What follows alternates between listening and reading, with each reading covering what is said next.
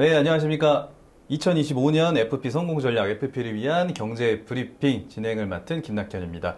벌써 8월입니다. 시간이 정말 빨리 가고 있는데요. 8월에는 또 어떤 이슈들이 있고 어떤 기사들을 저희가 체크를 해봐야 될지 한번 보도록 하겠습니다. 컨텐츠 순서부터 보겠습니다. 일단 FP와 함께하는 이달의 이슈는 전이함도 별개의 일반함, 약관 해석 기준 재확인 이런 기사가 좀 뽑았는데 저저번 달인가 저희가 소외감 관련돼서 이제 약관에 대한 내용을 한번 이야기를 드리긴 했었는데 이 약관이라는 게 굉장히 중요합니다. 이걸 가지고 이제 지급이 되고 안 되고 결정이 되기 때문에 반드시 우리는 최신화를 시켜놓고 뭐 판례가 나오면은 또 익숙해져야 되겠죠. 그래서 이 부분을 한번 짚고 넘어갈 거고요. FP를 위한 실전 상담 레시피에서는 위고비, 삭센다, 실손보험 보상 받을 수 있을까? 그리고 금리 인하의 예적금 매력 뚝, 확정금리 보험의 인기 급상승, 잊고 있던 내 보험금 지금 확인하세요. 11조 2천억. 엄청나죠. 주인 찾는다. 이런 기사들이 있습니다. 인기가 굉장히 있는 기사들에서 우리가 실질적으로 상담에 도움이 될 만한 내용들을 좀 뽑아봤고요. 마지막으로는 지표 동향 살펴보고 마치도록 하겠습니다. 네, FP와 함께하는 이달의 이슈입니다. 전이함도 별개의 일반함, 약관 해석 기준 재확인 이런 기사가 있는데 좀 어떤 판례들이 좀 최신화가 됐고 뭐 내용인지 한번 살펴보도록 하겠습니다. 같이 좀 체크를 해주실 장신영 전문가 모셔봤습니다. 안녕하세요. 네, 안녕하세요. 네, 안녕하십니까. 네, 네, 지금 요 기사가 굉장히 인기 기사로 좀 올라와 있기는 한데, 네, 전이함도 별개의 일반함, 약관 해석 기준 재확인이라는 주제입니다. 그래서 약관에 관한 새로운 판례나 그 내용은 저희가 특히나 좀 잘 체크해야 되는 부분이 있다면 좀 어떤 게 있을까요? 이번에 보면 네, 전이함 같은 경우에는 보통 원바람에서 전이가 됐기 때문에 그 원바람 기준으로 보험금을 지급하는 사례들이 그동안 그쵸, 많았었잖아요. 그쵸. 예, 그런데 최근에 한 사례를 통해서 우리가 약관에 대해서 조금 더 명확하게 좀 이해를 해야 될 것 같은 그런 쟁점 사항이 하나 있는데요. 갑상선암으로 수술받은 피보험자가 림프절 전이까지 진단을 이렇게 받은 경우가 있었어요. 이때 보험금을 갑상선암에 해당하는 소외감 한도만 적용을 해야 하는지 아니면 림프절 전이를 별개의 일반암으로 봐서 일반암 한도까지 추가 보장을 해야 하는가에 대한 쟁점 사항이 있었고요. 조금 이제 사례를 하나 말씀드리면 한 10년 전이죠. 2015년도에 그 한 남성분이 암보험을 가입을 하셨어요. 네, 네, 암보험은 보통 우리가 진단비랑 수술비 많이 넣잖아요. 그쵸, 그쵸. 그래서 그렇게 가입을 하셨고 한 3년이 지났는데 이분이 이제 암이 걸리셨는데 동시다발적으로 갑상선암과 림프절에서 두 가지 이제 암이 발견이 돼서 이제 절제술을 한 날에 다 이제 진행을 하셨고요. 네, 근데 보험사에 보험금 청구를 했더니 이분이 이제 진단비 2천만 원 정도를 갖고 계셨는데 보험사는 갑상선암에서 전이가 됐기 때문에 갑상선암 진단비 소액감 400을 주겠다라는 내용이고 소비자는 아니다. 림프절은 별개의 암이다. 우리는 2천만 원을 다 받아야 된다라는 그런 쟁점이 있었고요. 결국에는 이제 보험사에서 인정을 하지 않아서 소비자가 이제 소송까지 간 그런 사건입니다. 그러니까 이게 예전에 발생한 일이긴 해도 이게 최근에 이런 이제 소송이 좀 결론이 나오고 뭐 대법원 판례까지 나왔다. 저도 이렇게는 알고 있었는데 이게 네, 정말 일을 오래 하신 분들도 통일되지 않는 답변들이 있어요. 원바람 기준으로 줘야 된다. 뭐 그렇죠. 더 큰 금액의 암호로 줘야 된다. 뭐 이런 기사들이 좀 내용들이 좀 있었는데 실질적으로는 어떤 판례가 나왔는지 네. 결론적으로 대법원 판례는 좀 어떻게 나왔나요? 먼저 이렇게 소송이 들어갔는데 1심에서는 네. 먼저 이 소비자의 손을 들어줬어요. 1심에서 네. 전이는 예, 전이는 별도로 뭐 이렇게 보험금 더 줘야 된다 해서 소비자의 편을 들어줬고 2심에서는 보험사의 손을 들어줬어요. 또 바뀌었네요. 예, 네네. 이렇게 바뀌었고 그래서 결국에는 대법원까지 올라갔는데 대법원에서는 소비자의 손을 들어줬습니다.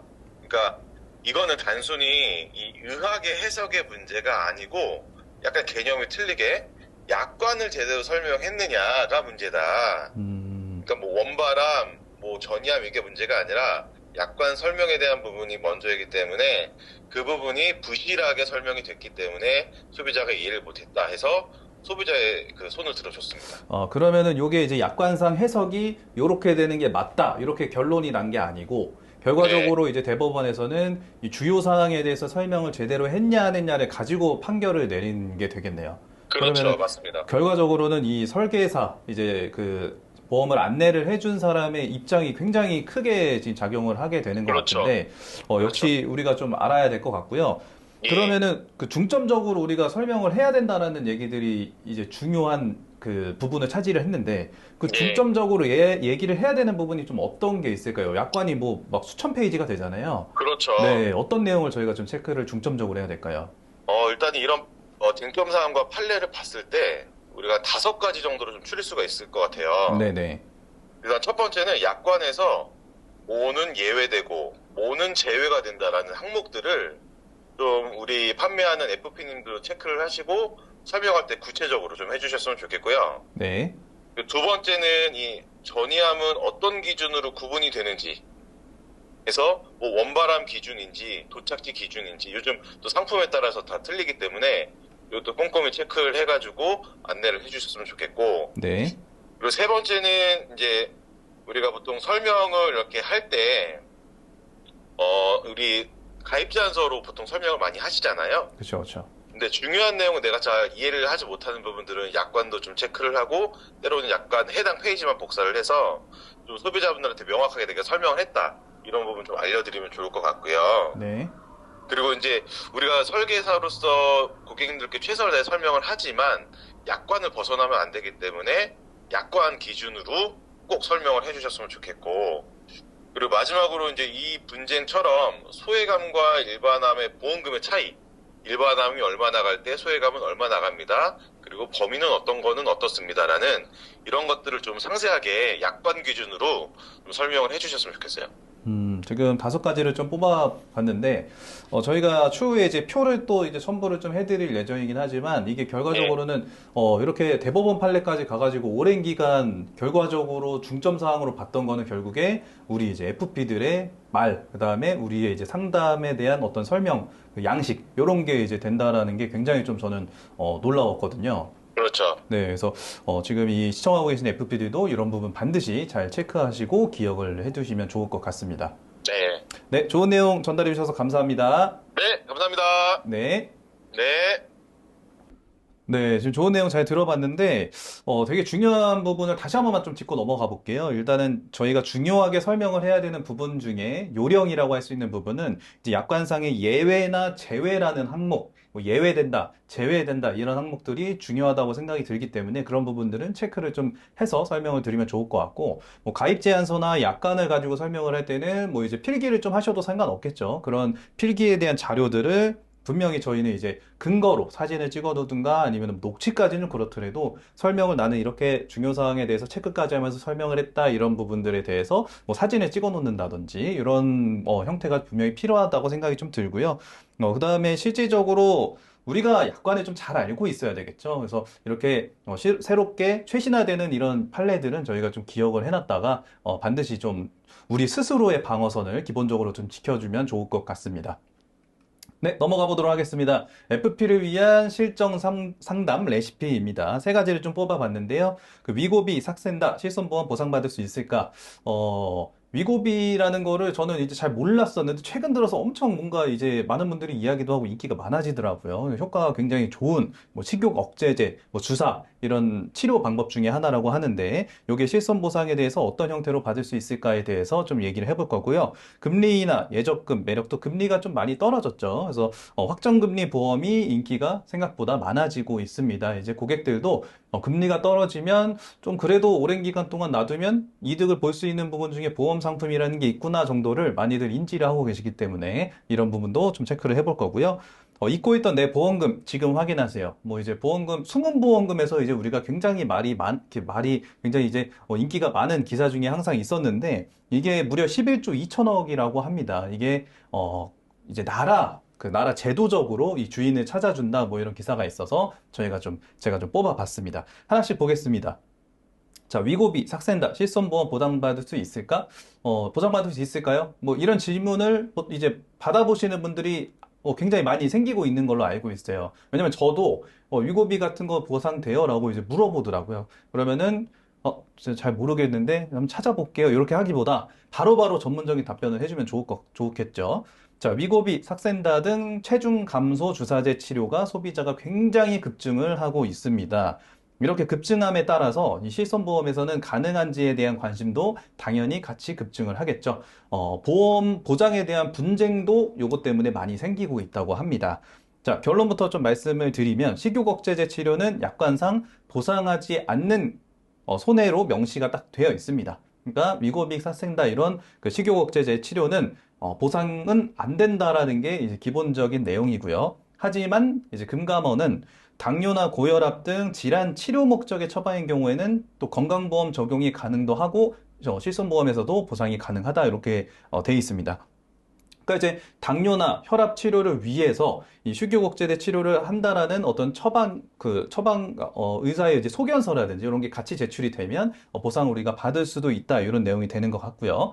자, 위소매 절제술, 그다음에 위축소 수술 이런 것들도 이제 우리가 그 보상받을 수 없었던 치료 중에 하나이긴 했었는데 이것 또한 이제 고지혈증, 고혈당 이런 동반 치료 목적이면 실손 보상이 가능하다고 합니다. 자, 그러면은 실손보험 이거 위고비 삭센다 이런 거 실손보험 되나요?라고 물어보면 먼저 우리가 얘기를 해줘야 되는 게 혹시 혈압이나 당뇨라든지 이런 뭐 질환에 대한 약을 드시고 계신 게 있나요?라고 이제 먼저 물어보고 나서 이런 그 의사의 소견서라든지 이런 게 제출이 되고 치료 목적이라는 게 확실히 되면 보상을 받을 수 있습니다라고 답변을 하면 좋겠죠. 네, 의학적 필요성, 건강보험 적용 여부, 그다음에 판례 기준까지 살펴보고 나서 우리는 이제 보장이 가능하다, 가능하지 않다라는 답변을 조금 더 전문적으로 하면 고객의 신뢰를 확 얻을 수 있을 것 같습니다. 자, 두 번째 레시피, 금리 인하의 예적금 매력 뚝, 확정금리 보험 인기 급상승입니다.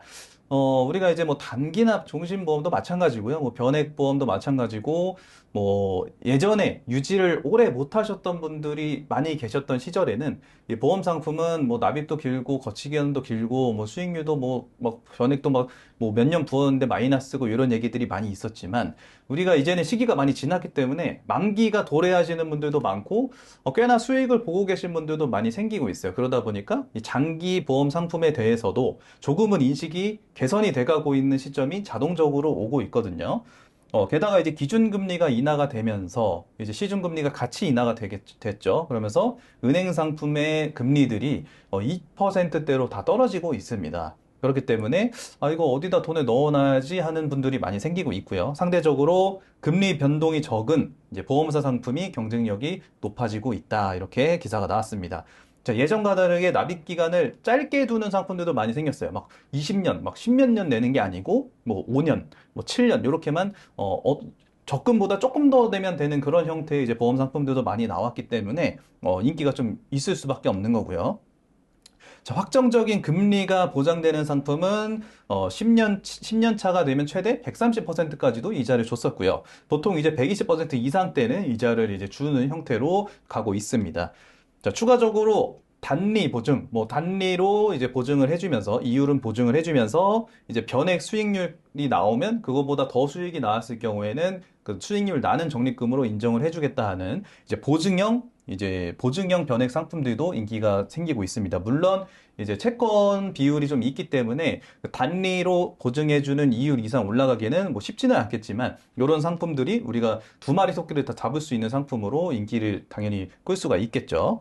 자, 기본적인 금융소득에 대한 내용과 이제 보험사 상품의 특장점인 비과세를 강조를 하면 좋을 것 같습니다. 자, 우리가 이렇게 뭐 이율이 어떻게 되고 하지만 보험사에서 저축을 할 수 있는 상품의 가장 큰 장점은 뭔가요? 바로 비과세죠. 이 비과세 하나만 가지고도 많은 이야기를 할 수가 있습니다. 그래서 이런 부분들도 우리가 체크를 하면 좋을 것 같고요.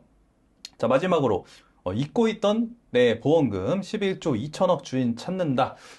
금액이 말도 안 됩니다. 뭐 11조나 이제 지급이 안 되고 있는 상태들이 있다고 하는데 정말 많은 금액이죠. 금융당국에서 이제 나섰습니다. 금융당국과 보험업계가 본격적인 소비자 안내에 나섰고요.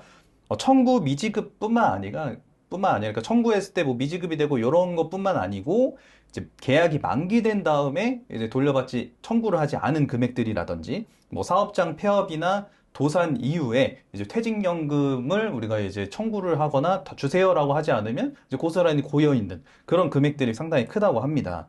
자, 소비자가 직접 찾을 수 있도록 안내 방식 자체가 개선이 됐고요.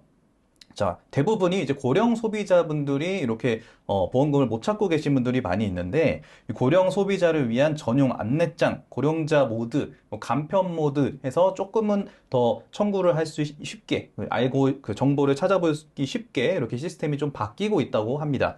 자, 8월부터는 우편 안내도 실시를 한다고 합니다. 이제 7월 중에 이제 전월 달에 이제 이런 대상들이 선정이 되고 8월이랑 9월 중에 이제 순차적으로 이 보험금을 찾아가야 되는 대상입니다라고 고지가 된다고 합니다. 자, 그러면은 우리가 고령자 그 고객이 있는 분들은 뭐 이런 문자가 왔는데 이건 뭐예요? 뭐 이런 내용이 우편으로 날라왔는데 이건 뭐예요? 라는 질문을 받는 분도 반드시 생기겠죠. 근데 그때서 이거 뭐예요? 이거 잘 모르겠어요. 무시하셔도 돼요. 이렇게 하지 말고, 자, 이런 기사가 나왔고, 금융당국에서 이렇게 찾아주는 시스템이 제도적으로 개선이 됐기 때문에, 이렇게 하시면 됩니다라고 우리가 좀 안내를 친절하게 해주면 더 좋겠죠. 자, 내보험 찾아줌, 휴면 예금 찾아줌, 서민금융 있다 등 비대면 조회나 비대면 조회 이런 사이트나 어플에서도 신청이 가능하다고 합니다. 자, 이 부분도 우리가 놓치지 않고 가져가면 좋은 정보로 가져가면 좋을 것 같습니다.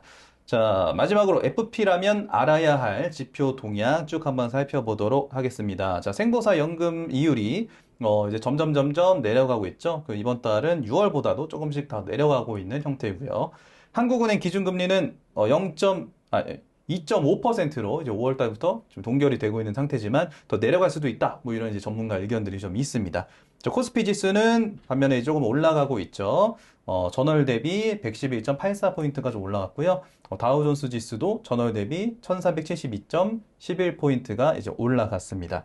상해 지수도 올라갔습니다. 전월 대비 122.63포인트 올라갔고요. 자, 원달러 환율은 전월 대비 21.6원 올라간 상태로 보여집니다.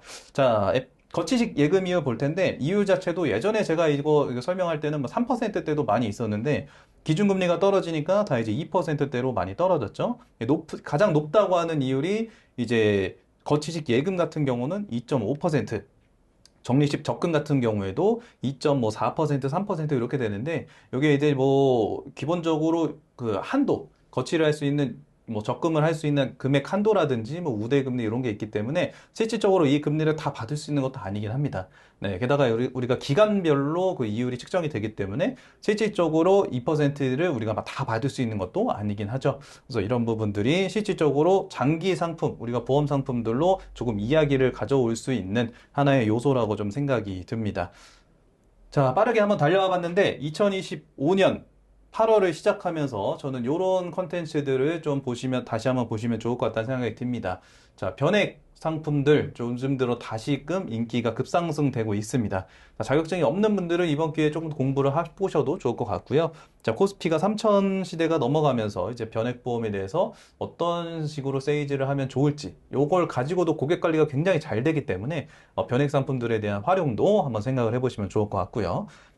게다가 이제 종신보험도 여러 가지 종류가 있습니다. 뭐 종신보험이라고 해서 사망을 보장하는 거는 맞지만 우리가 스마트폰을 가지고 사진기입니다라고 판매를 할 수는 없지만 스마트폰에는 뭐 사진 기능도 있고 뭐 무슨 기능도 있습니다라면서 이야기를 할 수 있는 겁니다. 심지어 그 스마트폰에 있는 사진 기능이 일반 사진기보다도 더 좋은 경우들도 있죠. 종신보험의 해지환급금이 훨씬 더 큰 경우들도 많이 있기 때문에 우리가 이런 기능적인 부분들은 정확히 설명을 하되 한번 세이즈 요소로 가져가 보셔도 저는 좋을 것 같다는 생각이 들고요. 마지막으로 우리가 이제 DB 영업에 대해서 많이 이야기를 하고 있는데 2025년이 되면서 저는 이 DB가 점점 예전에 또 DB 시장과 지금의 DB 영업 환경이 조금씩 변화되고 있다는 걸 체감을 하고 있습니다. 그런 내용들을 저희가 잘 정리를 해놓은 DB 영업도 경쟁이다라는 컨텐츠가 0차시부터 4차시까지 총 5강에 이어서 이제 게시가 돼 있기 때문에 이런 부분도 활용하시면 좋을 것 같습니다. 자, 8월 경제 브리핑 이걸로 마무리를 하겠고요. 자, 무더운 날씨 다들 화이팅 하시기 바라겠습니다. 감사합니다.